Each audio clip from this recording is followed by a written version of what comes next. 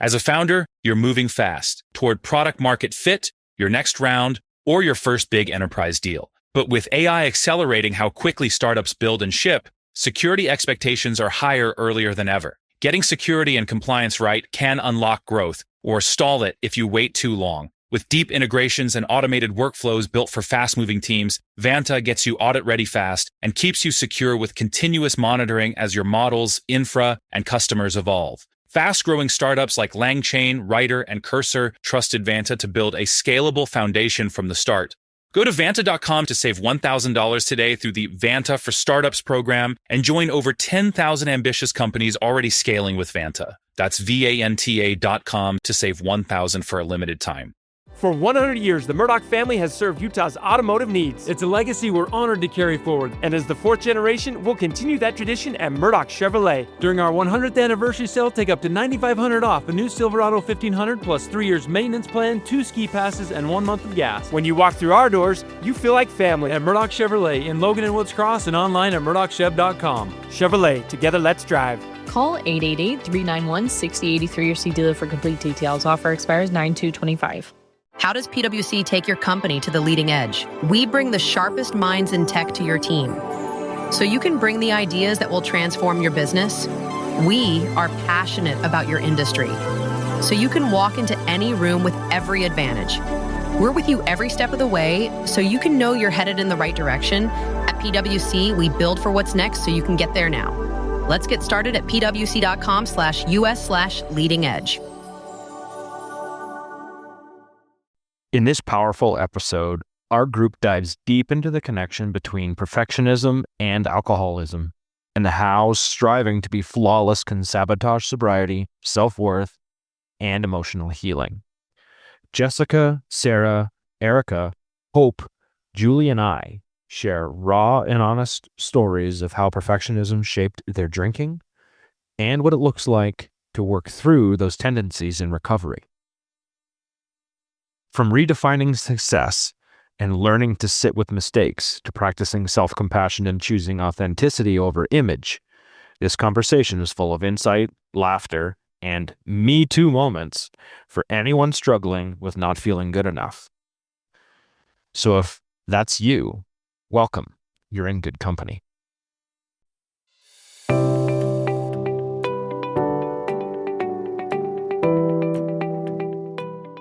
Welcome to Through the Glass Recovery podcast, where we believe that connection is the opposite of addiction, vulnerability is the antidote to shame, and that recovery isn't just rewarding, but it's also a lot of fun. We're your hosts, Julie and Steve. Listen as we get together with friends to shed light on the hard things, talk about the other side of addiction, and how we create a life so full there's no space left for alcohol.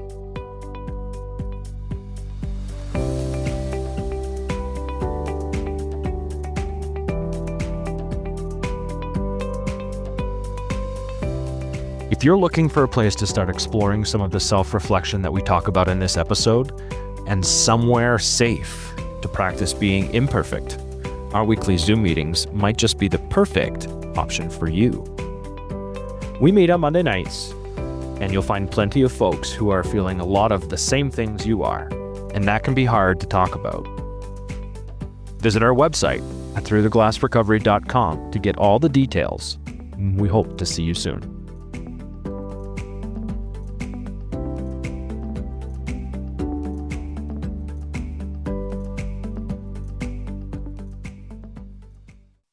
Hey, everybody. Thank you so much for being here with us today. We've actually got a full house. This is going to be a really cool, really interesting conversation. We've got a couple of new people. We've got a couple people who have been here before. So we're going to dive into this and see where it goes. I have a feeling this is going to be really relatable for a lot of people. So we will, as always, start with our introductions. Jessica, I'm going to ask you to go first. Do you want to tell us about yourself? Absolutely. Thanks for having me back, guys. It's good to see your faces. So my name is Jessica Guerreri. I am a proud mom of 3 young daughters. I am an author and a writer, and I have 11 years of continued sobriety. Actually, on May 2nd, if it all goes according to plan, I'll have 12 years. I also have a clean date of August 6th, 2021. I separate those two out. And yeah, let's see, what else can I tell you? My debut novel, Between the Devil and the Deep Blue Sea, which looks like this, will be available shortly after my 12-year sobriety date, which is it's going to be available in bookstores everywhere May 13th, upcoming in almost a month now. You can pre-order it on any platform, and then it'll be available in stores everywhere. The reason that I'm so passionate about my book is it is a peek behind the curtain of mommy wine culture and kind of peeling back those layers of what it looks like once you actually go down the slippery slope of addiction.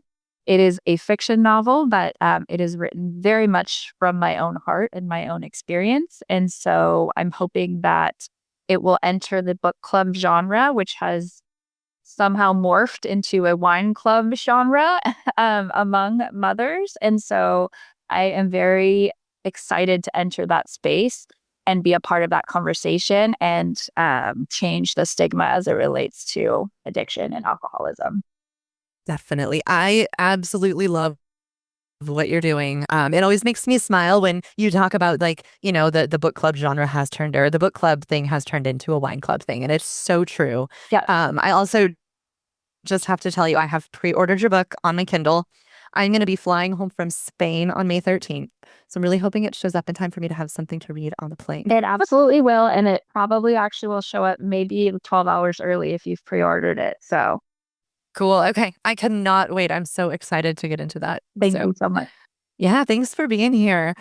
Okay. All right. We are going to go with the Sarah next. Do you want to tell our listeners a little bit about yourself too? Thanks so much, Judy and Steve. It's so great to be back. I'm Sarah Siegel-Kolodziejski, and I have started my sober journey 3 years ago, well, actually a little bit more than 3 years ago now. And I kind of was inspired by, when I first made the decision to stop drinking, is really to find community and connection. And I decided to build my own community, which is called Pure Clarity. And I hold and host events for people to come together to experience mindful drinking, mindful living, all alcohol-free events, and really based around mindful living, to find ways to, experience things for the first time that have helped me on my journey. Meditation, breath work, yoga, fitness, and to be inspired by wellness leaders and health leaders, and people to come together and actually just to build their own community by coming to these events. I just did one last weekend, and it was just a women only event, and people felt so rejuvenated and they felt so seen, and that's just so important to me. And so it's a growing community. And yeah, and I'm the proud mother of two boys, 21 and 25. And I'm also caring for a 24-month-old right now due to addiction in our family. So we've actually taken him in.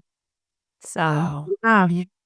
You have your plate full doing some really valuable and important things. Yes. Yeah, I love Thank you. Especially what you said about those women feeling so seen. That is one of the most important pieces of this whole journey, and why we're all here sharing our experiences, because it helps people feel seen, sometimes for the very first time. So absolutely love what you do. Thank you, Julie. Yeah. And then we'd like to welcome Erica to the podcast. Do you want to share a little bit about yourself for us? Yeah, first I want to say thank you for having me here. And if I talk really fast, I'm a very anxious person. So that's just the one thing I'll tell you right off the bat.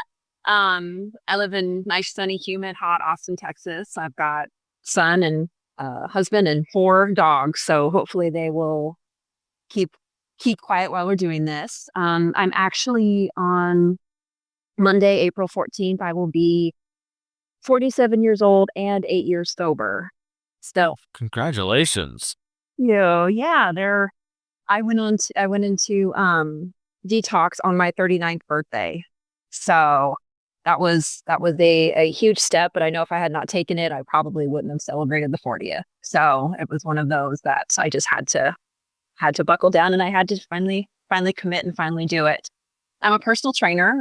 That's something I started. I was a special education teacher, and I worked also in group homes and But when I got sober, I decided chose a different career path. And actually on this day, 7 years ago, I was hired to my first personal training job.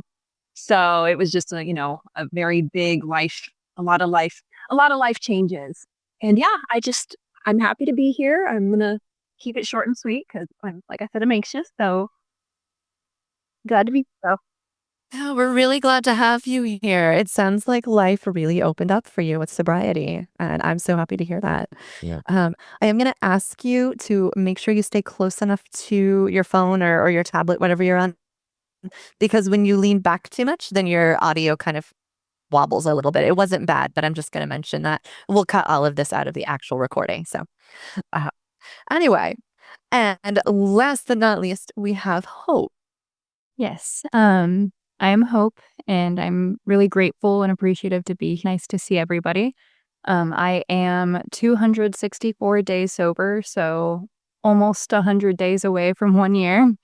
I work in a clinical laboratory at the local hospital, and I will be teaching at the local community college here starting in August. And at the end of the day, I'm really just a girl who is trying to stay sober and hoping that by sharing my experience, I can help somebody to feel less. Absolutely. Love that you're here. It's so nice to be here with all four of you. Steve hanging out with the ladies, lots of them today. It's okay. Steve hangs out with a bunch of ladies all the time, so it's cool. It's not unfamiliar territory. We're good. What do we know? Our topic. What was that, Sarah? I said, no wonder he loves what he does so much. Right. Okay, so for our topic, perfectionism. So perfectionism is a quiet kind of torment. It tells us that we have to earn our worth, that we have to look like we have it all together, and never, ever mess up. And for many of us, that pressure was part of what fueled our drinking. Alcohol gave us a break from the constant striving, but in recovery, perfectionism doesn't disappear. It just finds new ways to show up. So today we are talking about what perfectionism looks like in sobriety. Where does it still creep in? What helps you loosen its grip? And how have you started to redefine success or self-worth now that you're in recovery? Anybody is welcome to start, and we will just dive into this. It's a free-for-all. For me, I think I'm worried that I'm going to say something wrong, and I hate being the first person to do something because I'm a perfectionist at heart. Sick. And to her, soft and very real and honest start. I love it. I think we're so hard on ourselves, and that's obviously what has us in that cycle of drinking, and we're so hard on ourselves, thinking that we have to always be this and that, and we just need to. I've just learned to let go. I've just learned to give myself more grace, more compassion, and really find ways to live that are based around that, and to reframe the mistakes that I've made, and to learn from them. And, it's not a destination of getting to the place of, being sober. It's the journey, really. It's the progress that we make along the way. So, I feel that, perfectionism definitely just continues to play out in all different ways.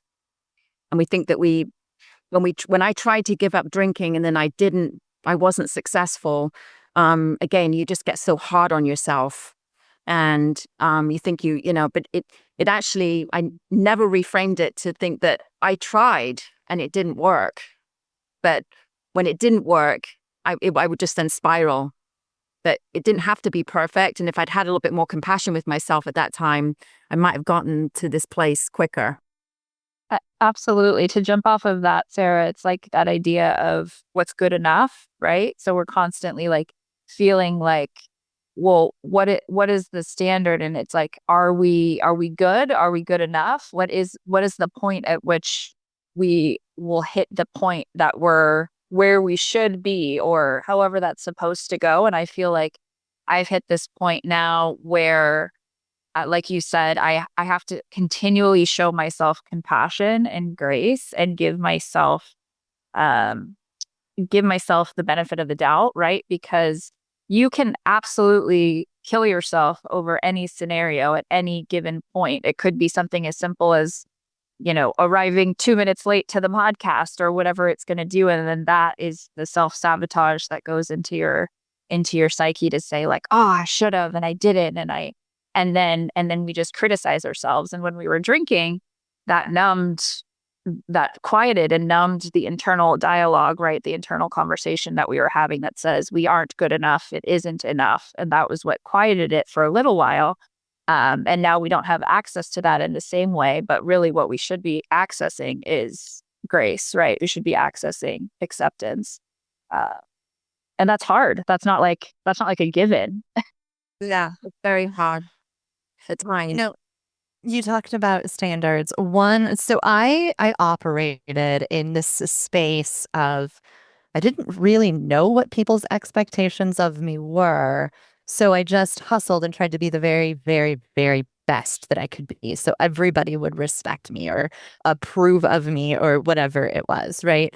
And so one of the exercises that I did for myself and that I now have clients do when they're struggling with perfectionism and all of that negative, like self-critical stuff, so I sat down and I defined what does good enough look like in my life. So what does a good enough wife look like? What does a good enough mom look like? What is a good enough anything? I won't say employee for myself, but for any listeners, employee, or I was volunteering a lot. So I went through each role that I played in my life, and I just wrote out what's good enough. And if you can't be gentle enough with yourself, what would you tell a friend is a good enough mom? Or what would you tell your friend is a good enough wife? And I actually sat down and wrote out a list of what is good enough, because I would beat myself up if things weren't perfect. But reality is our standards have to be reasonable and they have to be realistic. And it really helped me to define my standards instead of just always trying to perform to these arbitrary standards that, I would just continue to raise the bar and it would never be possible to be good enough. So it was a really helpful exercise for me in early sobriety. And then also that I like to share with other people that struggle with this stuff.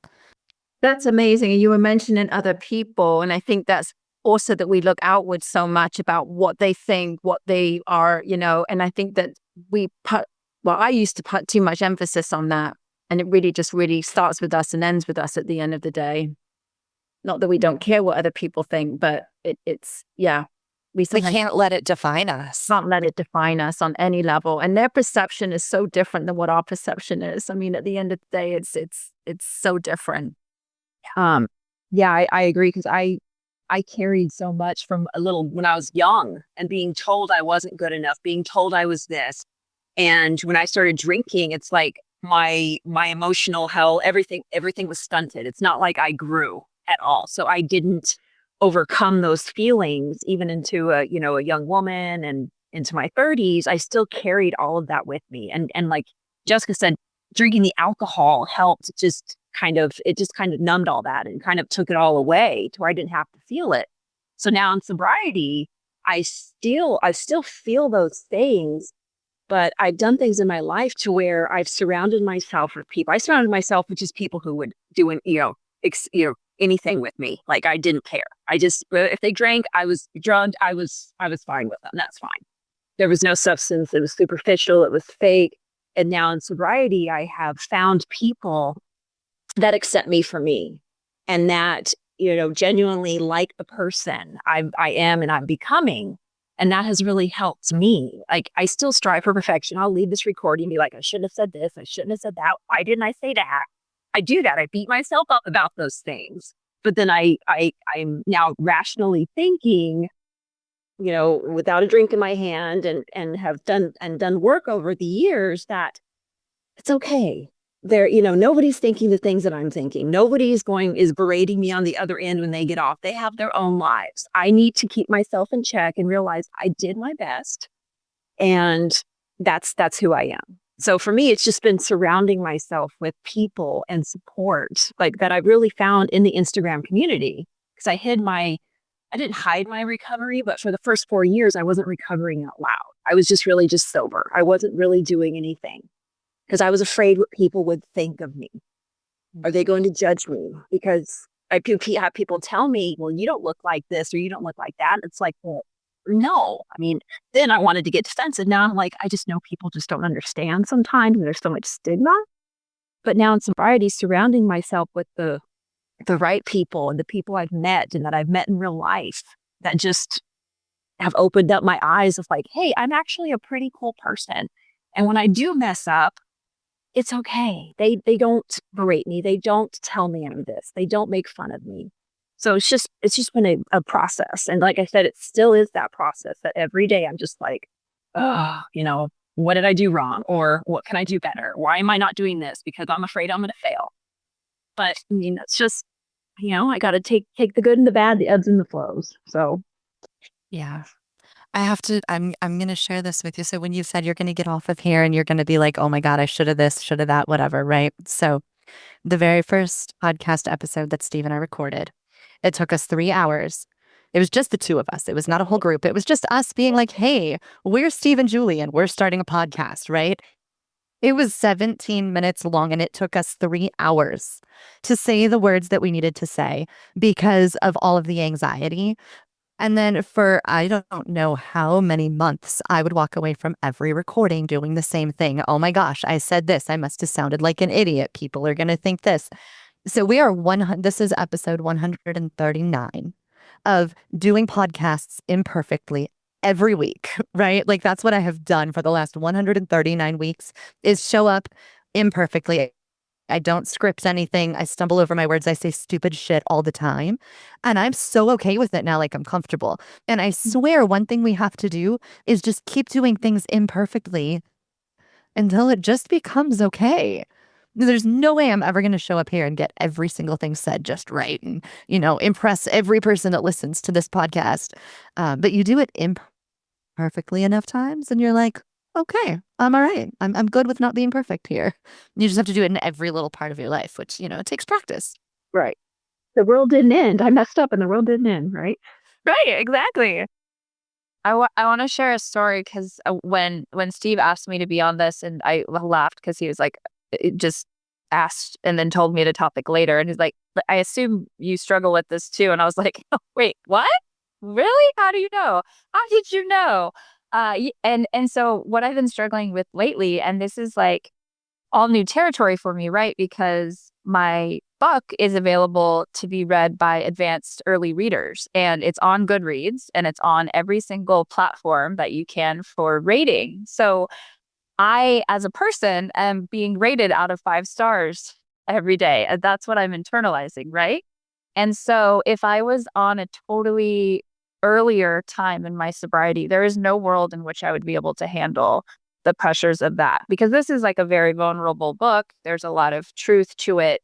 And I'm getting feedback, constant feedback on people's opinion because that's what they do. They review books, right?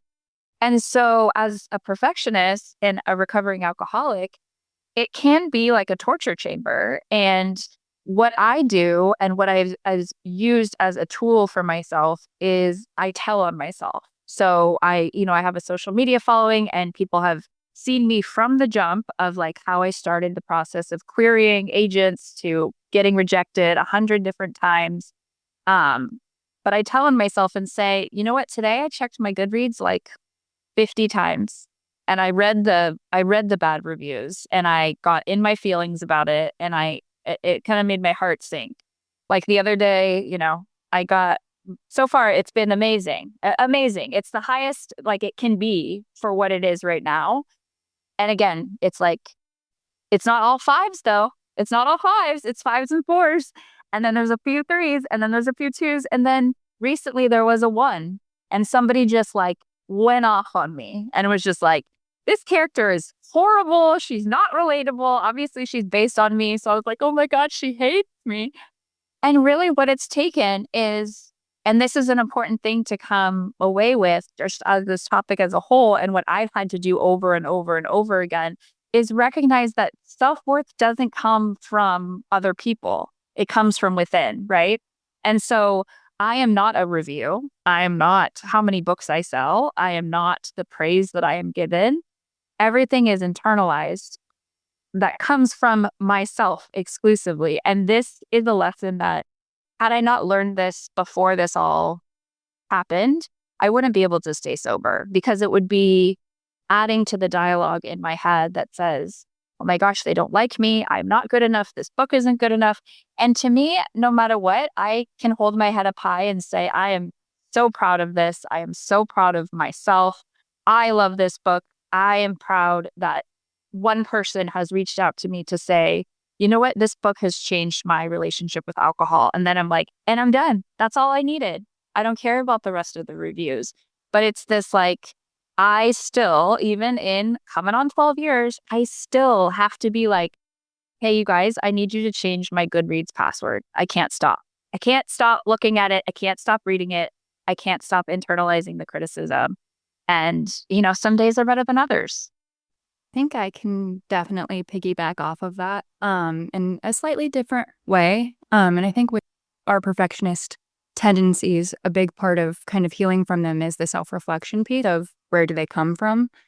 And for me, my unrelenting standards have always come from traumatic experiences that I went through in my childhood, right? I understand perfectly well that if I did everything perfectly, and even then I was still in danger. And I've carried that with me into my adult life. But what was always my escape was my academics, was school. I could go to school and I knew that I was safe. I could learn, I could grow there. But it was the same thing where, I had to be perfect at home, and even that wasn't good enough. So what was good enough at school if it wasn't all straight A's, if I wasn't the top honor student, if I wasn't continuously succeeding and going the furthest that I could go, then it just wasn't enough. And it was really critical at certain points for my mental health. It was a very difficult standard that I set myself to, because it wasn't possible. I think part of the question prompting us for this podcast was, how do you redefine success or self-worth? And I think that's what you were talking about with like the ratings and the reviews of your book, right? Like knowing what is actually a benchmark of success, and not, it doesn't have to be all 5 stars, right? So, I was going to get a PhD, and I felt like my level of success and my self-worth was tied up in that. If I didn't finish the PhD, then I was nothing. I had nothing. This was all for nothing. I'm worthless. Like, there's no reason to keep going. And then it came to a certain point where I had to realize that it wasn't working for me. And for so many years after that, I made the active choice to drop out of the program. I could have done it, but I just chose that it wasn't working for a variety of different reasons. But I spiraled after that, because like my definition of success and my definition of my self-worth from other people and within was always tied up in academia. It was to the point where, I took a long break from academia, and it was necessary to recover and to realize that, my self-worth is the same before my degrees as it is after any of the ones that I have gotten and any of the ones that I will get in the future. It doesn't matter necessarily that I get the opportunity to teach at a college again. That doesn't mean I'm any more worthy now than I was before. And I think that was a really big turning point for me as well. I remember the first time my therapist was like, you are worthy, like you have inherent worth and value simply because you're alive. No human on earth is any more worthy or any less worthy of love. And it took me 8 or 10 years to actually get those words from my head to my heart, where I could really believe that. And it would that was long before I quit drinking. I was really struggling, because for me and for most of us, I think perfectionism and self-worth are tied together, right? In Hope's case, it's that you were not safe. For me, it was I felt loved if I was perfect. That's when my parents said nice things to me. That's when they approved of me. And those words, that was love. That was all my parents knew. God bless them, because they did their very best. But it was like that they couldn't show affection and show love. And so their words were what showed love for me. So you did so good. We're so proud of you. All of that stuff. That's what made me feel like I was worthy. So that meant I just had to achieve more. I had to be more perfect. I had to do more. I had to always Like you said, be the best, straight A's, top student, everything. And I just carried that into adulthood because that's what made me feel worthy. And to finally separate what I achieve and what I look like on the outside and what my life looks like on the outside from my self-worth, which are completely unrelated. And that is a journey all on its own, completely outside of sobriety and recovery, getting to the point where all of your worth comes from inside. It is so much easier said than done. Julie. Ooh, go. You go. Unlock your future with an online degree from the University of Utah's U Online. We offer flexible master's, undergraduate, and certificate programs that empower you to access a world-class U of U education wherever life takes you. You can study from anywhere. We're the university for you, and we're here to support you. Make your dreams a reality at uonline.utah.edu. Tim Jr. here from RGS Exteriors. And let's face it, it's time to update the look of your home's exterior. Faded siding, drafty windows, leaky gutters. RGS Exteriors has been taking Utah homes from drab to fab for over 5 generations. We only use the highest quality materials like James Hardie siding and gutter topper gutter covers. Everything we do comes with our industry-leading 10-year everything guarantee. For a free estimate on your gutters, windows, siding, call RGS Exteriors at 801-280-3110 or visit us at rgsutah.com. That's rgsutah.com. Okay. And I think many of us, like myself, I'm on a lot of different journeys. Like everything is so intertwined and interrelated, like all of these paths that kind of go like this. My mental health journey, my recovery, for my sobriety, my and I've struggled, and this is a part of perfectionism too, body dysmorphia, eating disorders, all of those things. I'm trying to fit this mold of what I think people want from me and not necessarily what do I need or want for myself. And I mean, I'm still learning that at almost 47 years old. In 2 days, I'm still trying to figure out, like, what does Erica want? Because I tell people, like, I got sober at 39, but I'm only really 8 years old because it's taken 8 years to like really kind of discover who I am and my worth. And you're talking about worth, and people can tell me, you're loved, you're worthy, you're all this. And I can hear those words, but I don't feel them. Like you said, from here to your heart. Like, I'm just like, okay, yeah. I mean, my husband will even tell me things today.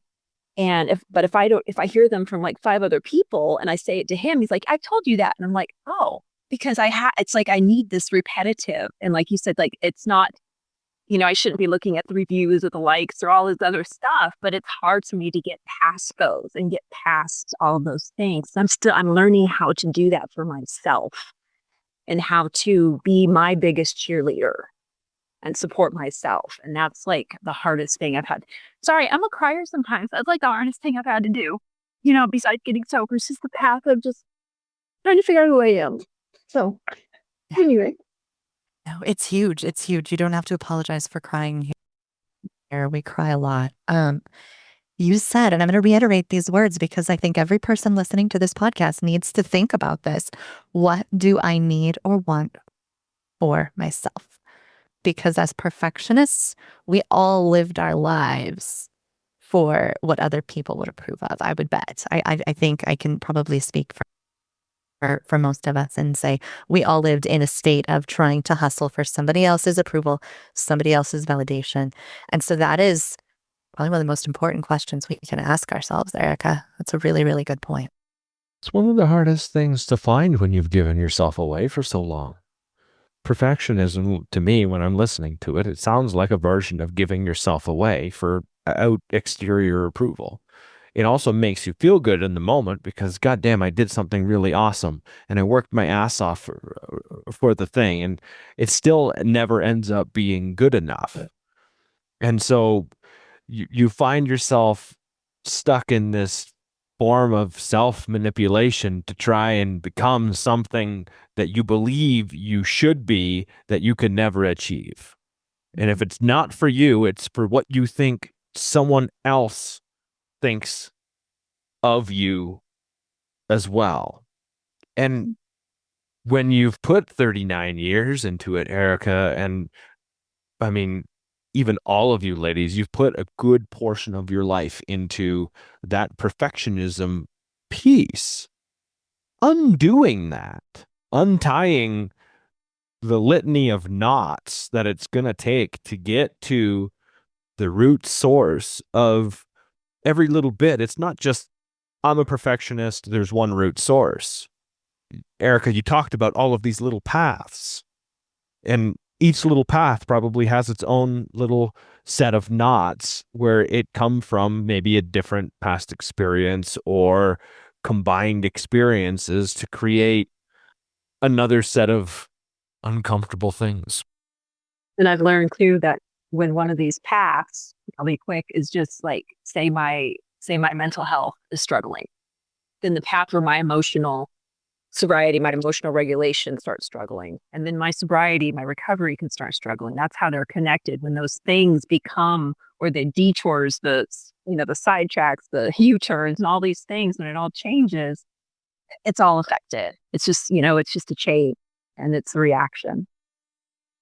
As a founder, you're moving fast toward product market fit, your next round, or your first big enterprise deal. But with AI accelerating how quickly startups build and ship, security expectations are higher earlier than ever. Getting security and compliance right can unlock growth or stall it if you wait too long. With deep integrations and automated workflows built for fast-moving teams, Vanta gets you audit-ready fast and keeps you secure with continuous monitoring as your models, infra, and customers evolve. Fast-growing startups like LangChain, Writer, and Cursor trusted Vanta to build a scalable foundation from the start.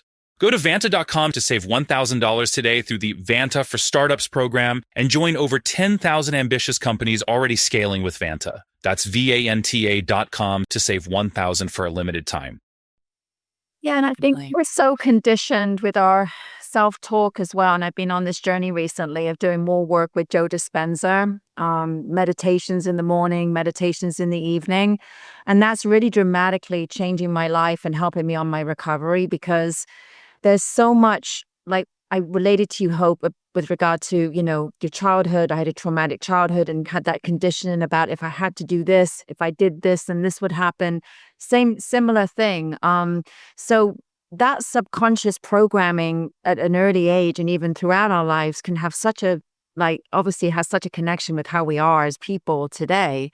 And is unpacking that as well. I mean, I find that really perfectionism can also be some way of control, right? We try and control something. And, what are we trying to control? And so, going back and unpacking that too. So when I first started on my journey, I started listening to hypnosis tapes with Georgia Foster. And that was something that really helped me in the beginning, because that was rewiring my brain. And I'm really kind of on that journey right now of just the reconditioning, the rewiring, and the affirmations. And it can sound woo-woo, but the affirmations are obviously just really powerful for our minds and our brains and our body and the energy in our body that we're carrying. So, it's just unpacking a lot. Well, it's crazy, right? Because, you grew up, we probably all grew up hearing the "you are what you eat" sort of terms or sayings. And it's the same thing with the words. It's the same thing with what we say to ourselves and the language that we use with ourselves, like our internal voice. I'm still swallowing those words. Those are things that if I work to change what you're talking about, like the affirmations, and it's a set of beliefs that I have to work through to change what that perspective is going to look like for me. I might not be a perfectionist. I could actually be one of the versions of the antithesis of a perfectionist. I would probably do I do a great job of being around perfectionists and them going, "What the fuck are you doing?" Yeah, because I kind of just wing it. I'm like, I'm going to go and do this thing. Do you have a plan? Like, what do you have written down? Nothing. I'll figure it out on my way. And they're like, but that's impossible. Like, you can't. And that's kind of how I operate, and it works for me, and the perfectionism works for you guys. It's just so Steve, do you have your own set of standards? Like you have to meet your own personal standards within? Like you could be winging it, but it should be according to this or no? Also, I still have I still have my own set of standards, but Yeah. I don't rigid in your. Yeah, there's a lot of flexibility and spontaneity that is allowed to happen within that because it has to, because there's right, like, go ahead. I'm going to say this about Steve because I find it fascinating. He can make a mistake and be like, oops, I screwed up. And he can move on with his life like it didn't even happen. Right? Like he can go and I'm like, no, because if I make a mistake, especially if it's public, which Steve and I do a lot of very public things now. So like on the internet in front of thousands of people, and he can do a thing and he's like, oh, okay, well, I shouldn't have done that. And I'm like that would, I mean, depending, I will have to work hard to keep myself out of a spiral. And he's like, okay. So he has standards, but like if shit happens, the shit happens. He doesn't internalize it and have to process and fight with it. And I feel like you ladies probably know what I'm talking about and are like, what kind of alien is that can just make a mistake and be like, oh, oops, okay, I did something. Right? Surround yourself with the right people, by the way. I mean, you guys balance each other, right? So, you know. Steve, I think I'm pretty similar to you in that I've learned, maybe it's just in motherhood and like having more children than I can handle most days, that like, I like to say the mistakes and say the things out loud when I do them, because I found that like the feedback loop that I get is always in like understanding. And it's like everybody else is like, oh my God, yes, like this is, you know, because and then I feel seen. So like for me, I very much go to that place, not because I'm like, I'm ashamed of not doing it right, but because I'm getting validation in the fact that other people are as flawed and imperfect as me.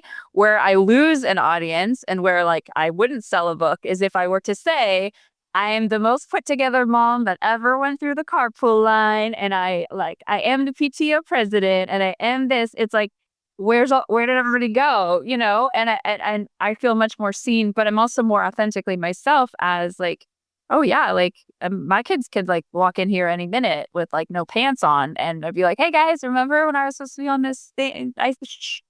And it's like, I feel like that's more relatable to the real life, you know. So, but that's hard. Like I used to exist in a space too where it was like, oh my gosh, I'm being seen, and I'm being seen as a sober woman.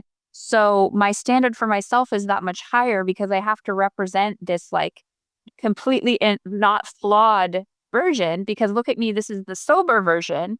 So like just the hot mess could be a hot mess in her drinking and whatever, and that's fine, and she can be falling down, but like look at me now, I am sober, therefore I should be good enough, I should be blah blah blah. And so then when other people don't like me, other people don't agree with me, it's almost like a fall from grace for myself of like, oh, wow, guess what? I'm also not perfect in sobriety too. What? Is that true? Oh my gosh, yes. Yes, it is true. You're more real. You're not going to be likable. You're not going to be, you know, it comes from within anyways. Like success isn't universal. It's personal. And it's like whether or not you're being seen. And to me, that's the measure of success. Like, do people come away from this and they go like, oh, I actually feel like I actually know who she is. And then that's where I'm like, oh, that's success to me, because for so long we weren't seen, right? Who were we? Brene Brown talks a lot about perfectionism. And one of the things she talks about is that if you have the perfect persona on all of the time, it's a wall that doesn't allow you to connect with other people. And it leaves us all so alone when that's the only thing that we allow people to see. So yeah, I completely relate with that. Hope, go ahead. So this was relevant maybe a few more minutes ago, but I was just still relevant. A funny story. It's funny now, but it was definitely hard in the moment, right? But I think it's just a good example of like that perfectionist tendency and like how strong it runs, right? And it is nice to hear that, you know, the longer you stay sober and the longer you work at it, the the more tools you get to work on it. But so me and my boyfriend were sitting in his truck and he asked me to play music. And so I was playing music and it was going great. But then he asked me very nicely to skip one song because he didn't like it. And I spiraled and I was like, okay, then I'm just turning the music off and we're not going to do this anymore. And I'm so sorry for even playing music. I can't believe I even thought to do that. It was a stupid idea. But we were able, you know, even with how hard it maybe got, to slow it down. And he was like, where is this coming from? And I was like, you know, like one transgression, and that's right where my brain still goes sometimes, even with all of the progress that I've made. But also to speak to that, I guess, is that if you had asked me on this particular episode of this podcast or any episode of any of these, I would not have had the same tools like just a few weeks ago that I feel like I have today. And that's how fast I feel like I am growing within sobriety. And that's a very exciting thing. Even if some days it feels like I'm not making any progress whatsoever. The growth ebbs and flows for sure. You can't perfectionize the growth anyway. No, and how easy is it to try to be a perfectionist even in sobriety? But I think, you know, it just depends on where we're at in life on any given day. There are days that I can totally, like, you know, make a fool of myself on social media and be like, just blow it off. And there's other days where I'm like, Steve, I need you to talk me down. It depends on where we are, you know? What else has happened that day? What else are we going through? What memories have we been, whatever. And so I think it's okay that, you know, I've said forever, perfectionism, like my recovery is more recovering from perfectionism than it is recovering from addiction. Recovering from perfectionism has been harder for me. And I want to say I almost like quote unquote relapse, where I just fall back into the negative thinking and then I have to work to get myself back out of it. And, you know, I get better and better as time goes on.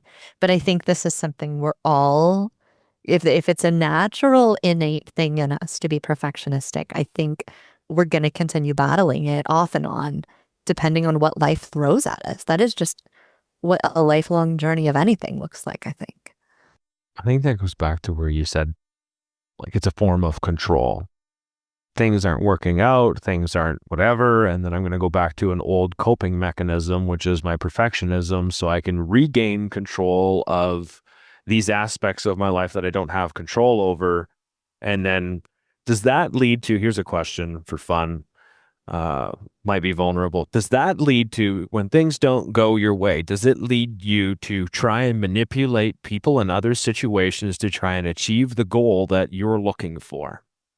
That's kind of an ugly, nasty topic to think about. But I mean, in perfectionism, if it's not going your way, it generally doesn't just involve you. It involves other people in your life, wife, like husband, co-workers, you name it. Do you get stuck in trying to manipulate them into achieving the thing that helps you get to where you get to, or whatever? I don't, me personally, no, I tend to give up and quit. Procrastinate. I'm a procrastinator, like, to the bone. But I don't really manipulate or try to make things sway my way. I will just stop. I will throw in the towel, but then I will go back and I will tear myself apart for not following through, not doing it, not this or that. So it's just like, it's like a rock in a hard spot sometimes. I'm like, I'm damned if I'm damned if I don't. So what do I do? Yeah, I think that's a great question. I feel that I look back at my life and feel, how many times have I been in situations where it hasn't worked out? And I'm talking about the past, and I'm even talking about the future, but my view on that is different today, being sober, than it was then. It was more chaotic then, that I would be trying to put a square peg in a round hole if things didn't work out, if a relationship didn't work out, if a job didn't work out, or if something didn't work out on a big level. I would try and make it work, you know, and it wasn't meant to be. It just wasn't. And today if things are not flowing, if things are not happening, and I'm not talking about things aren't easy, because everything that is deserving takes work and takes commitment and takes a lot. But it should flow. And I think if it doesn't flow and if it doesn't work out, it's not meant to be. That's just what I've learned today. And I was really thinking about that the other day, and how much I battled up against, those things in the past. And today I just, like I said in the beginning, I've learned to let go more than I've ever let go in my life. So I think I can also answer your question, Stephen, that I absolutely do that, and I hate that I do that.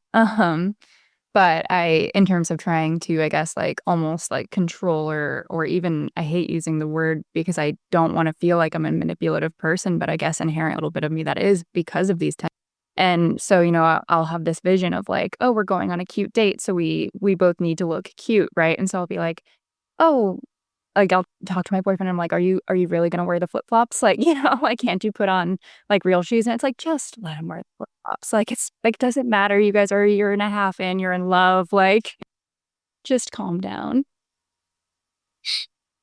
And he probably looks cute in flip flops. I'm sure he does. Yeah, I don't know.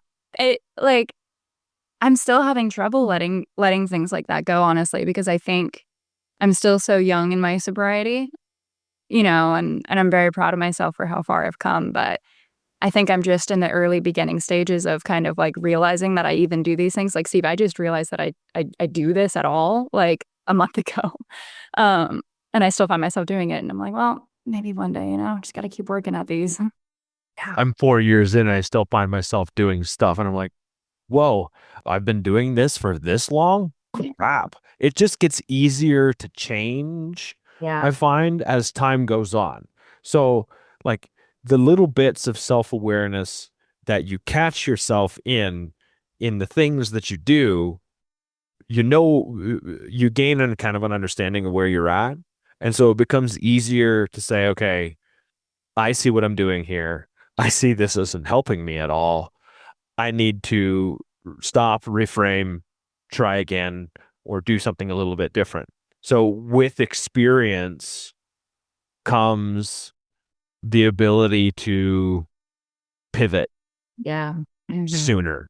That's it doesn't mean it goes away. It just means that you have a better handle on how you react in certain situations. Yeah, you have the willingness now, right? Like the willingness to want to, because you've seen the other side. Like you've existed in actual hell. And it's like, I wish recovery for every human, because it does open your eyes to self-reflection and self-growth in a way that is like nothing I've ever seen, because the most interesting people I've ever met in my life are those in recovery, because they have the willingness to be able to want to change and to want to open up and be like, oh, maybe my way of doing it isn't actually the perfect or the right way. And I can learn and I can take, that's the whole purpose of you guys' podcast, is like whole pieces of wisdom from other people's recovery and other people's journey, and take what you want and leave the rest. It's like, otherwise, what are we doing here, guys? Yep. And the fact that you've already picked this out and you've discovered it, like, makes me excited for you. Yeah. Because you have this whole little journey of non-perfection to experience. And it's actually pretty fun, even though sometimes it sucks. Because you get to you get to learn so much about yourself on the way. It's I think as a perfectionist too, when you're talking, Hope, about what you're, when you said, I hate even admitting this, but this is this thing I do. It is so hard for us as perfectionists to say, I do this creepy thing I'm really not proud of. And I mean, we all have those things where we're like, you don't want anybody to see it because we're supposed to be perfect. So then you don't even want to admit it. You don't want to admit it to yourself. God knows you don't want to admit it to another person, right? For me, that started with I have a drinking problem. I don't even want to admit that to myself, let alone do I want to tell another person about this. But then it's all these little discoveries like you're talking about. I definitely can be manipulative, and I don't like that about myself, but it's also true. And as soon as I can own that and I can talk about it, then I can start doing something about it. And so the longer I've been willing to admit to these like creepy, unhealthy things that I do. I'm sorry, creepy is probably a bad word, but there are certain things that I do where I'm like, what the fuck is wrong with me that I am this kind of person, right? And then but as soon as you can own it, then you can change it. And I think that's really important. And it's one of the things that's hard for anybody that struggles with perfectionism, because we don't want to admit to ourselves that we're not perfect. And God forbid anybody else find out. So I think it maybe adds a little bit of a complex layer to us self-reflecting, because it comes with a lot of shame. Okay. No, go ahead. Oh, I was just gonna say that I do love that you say that, and I do appreciate you guys kind of like validating me and all of that. And something that I think I've recognized in this conversation and even a little bit before when I was reflecting is that like my perfectionism, I think, is what kept me drinking. Because like you said, I didn't want to admit that I had a problem because that meant that I was inherent flawed in some ways. And then also I would say my perfectionism is what led me into my relapses when I first started trying to get sober, because I was so scared to admit to anybody that I was still having cravings, that I was still thinking of having a drink. And I wouldn't tell anybody because I felt all of that shame and all of that. Like, no, I'm supposed to be this perfect sober person. No one can know that I'm slipping. But then that resulted in me having no support. I hadn't built the tools myself, and I would fall right back to that same maladaptive coping strategy every time. And I want to share, Hope, like I applaud you for all the things that you've shared. And thank you so much for your vulnerability with that. The part of the reason that I have a separate sober and clean date is because for me, I work a 12-step program, but inside my 12-step program, they talk about substances other than alcohol. And so according to my 12-step program, like I was not sober when I started to use other substances. And I respectfully disagree, because I wasn't using alcohol. I was going back into the other isms that I was trying to self-medicate with. But for me, it was that very same thing. I had 6 years of sobriety under my belt, and I was like, you're not gonna take that from me because I started abusing THC. But I had to come to a point where I had to recognize, you know what, I'm not able to do any substances safely. That it goes right back into all of the problem behaviors that were related to my alcoholism and my alcohol problem as well. And I think that was an important thing for me, because it had everything to do with my perfectionism of being like, no, look, like hold me up to the standard. Look, I said I was going to get sober. You know what? I did get sober. As soon as I said I was going to get sober, I did. And so I was like, don't take that from me. Don't take that, because this is the thing I'm hanging my hat on. And so I had to reconcile with that. And it wasn't perfect, right? It wasn't. And also nobody else gets to say but me, right? Or nobody else is coming in to say like, well, you as an alcoholic, or even use that term. It's all you. It's all your definition of it anyways. But like, so just as I knew, I was like, oh, look at me being back in addiction again. I can't stop. I want to stop. I can't stop. But only you know that journey for you. But it's amazing how our minds can manipulate us into trying to go back into that addictive state, right? It'll try and convince me of something completely otherwise. All right. I think I'm probably going to wrap this up. We're at a really good time, and we've had, I think you guys. Okay. For our listeners, I just facepalmed myself. But anyways, you ladies have shared a lot of amazing insights when it comes to perfectionism, being hard on yourself, perfectionism as sabotage. Hope, you talked about the unrelenting standards. Erica, you talked about all or nothing. And even as I say these things, I can hear bits of the same thing in alcoholism and recovery in itself. It's like perfectionism. You're using the same tools. I hear you all express the same tools that you use in recovery. You're using in your getting over. It's probably the wrong term. Recovering perfectionism. Thanks, Julie. Yep, I didn't get that one perfect at all. Anyways, continuing to show yourself some passion. Julie, you talked about using a tool about defining what good enough is. And while you guys were doing this, I was like, what's the perfect question to ask a perfectionist? I asked the Google, and that was the answer that Google gave me, was to define what good enough was. It was the first thing that come up. And Jessica, I do this all the time too. And you talked about telling on yourself, expressing it out loud so you don't internalize your own perfectionism. And then you all shared about lessons that you learned taken from action. So I want to say thank you, Jessica. Thank you, Sarah. Thank you, Erica. And thank you, Hope, for joining us and sharing your thoughts and experiences. I really appreciate you, ladies. Thank you. Thank you. Thank you. Thank you for giving us the opportunity. Thank you guys so much. Huge thanks to all of our lovely guests on this episode and to all of you who have joined us to listen today. We are always so grateful to share this space with you. If you haven't left a rating and review yet, please remember to do that. It's a huge part of getting our podcast recommended to others that could benefit from it. Thank you so much.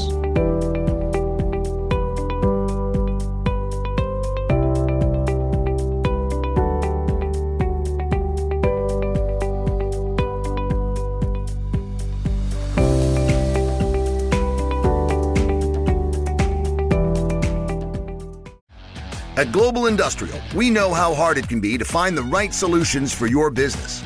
Our team of experts, backed by over 75 years of experience, is here to help. From everyday essentials to specialized equipment, we offer hundreds of thousands of products to keep your operations running efficiently.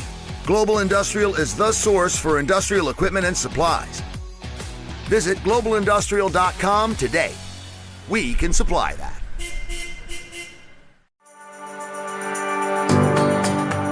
Unlock your future with an online degree from the University of Utah's U Online.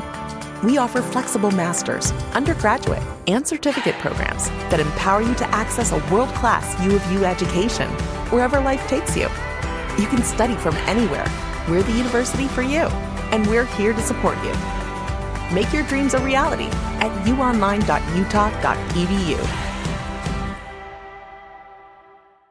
Tim Jr. here from RGS Exteriors. And let's face it, it's time to update the look of your home's exterior. Faded siding, drafty windows, leaky gutters. RGS Exteriors has been taking Utah homes from drab to fab for over 5 generations. We only use the highest quality materials like James Hardie siding and gutter topper gutter covers. Everything we do comes with our industry-leading 10-year everything guarantee.